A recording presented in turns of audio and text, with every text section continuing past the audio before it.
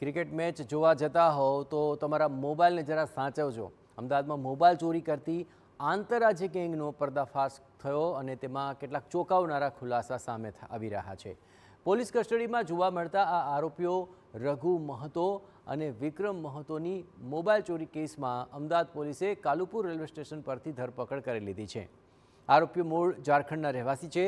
પકડાયેલા આરોપી સહિત 5 લોકોની ગેંગ મોબાઈલ ચોરી કરવા ઝારખંડથી ખાસ અમદાવાદ આવતા હતા।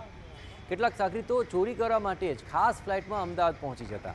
આરોપીઓ ભીડભાડવાળા વિસ્તારો જેમ કે ક્રિકેટ સ્ટેડિયમ, રેલવે સ્ટેશન અને બસ સ્ટેન્ડને ટાર્ગેટ બનાવતા અને લોકોના ખિસ્સામાંથી મોબાઈલ સેરવી લેતા। આ ગેંગ ગુજરાતમાં ખાસ કરીને ક્રિકેટ મેચ, કાંકરિયા કાર્નિવલ, પતંગ મહોત્સવ કે ફ્લાવર શો દરમિયાન ચોરીની ઘટનાઓને અંજામ આપતા હતા। પકડાયેલા આરોપીઓ પાસેથી રૂપિયા 6 લાખની કિંમતના કુલ 21 મોબાઈલ જપ્ત કરવામાં આવ્યા છે।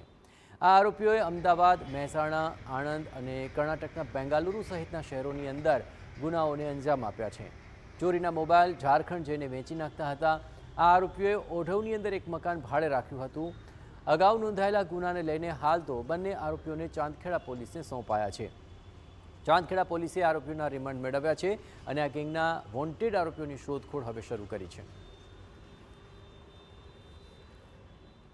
આ લોકો દર વખતે એક જુવેનાઇલને સાથે લાવે, ટેણીઓ હોય એ જ ફોન ખેંચવાનું કામ કરે। ભીડભાડમાં જ્યાં કોઈ પોતાના બાળકો સાથે હોય, પોતાના પેરેન્ટ્સ સાથે હોય, એટલે બધાને સાચવવાના પેલામાં માણસને પોતાના ફોન સાચવવાનું ધ્યાન ના રહે।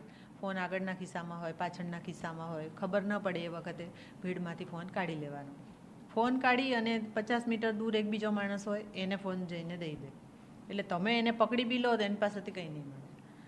એને ફોન મળી ગયા પછી થર્ડ લેયરનો માણસ બેઠો હોય 100-150 મીટર દૂર અને એને ફોન જઈને આપી આવવાનો, એટલે જેટલા ફોન છે એ થર્ડ લેયરમાં જે માણસ બેઠો છે એ બધા ભેગા કરી લે અને પછી પ્લેસ છોડીને એક સાથે જતું રહેવાનું।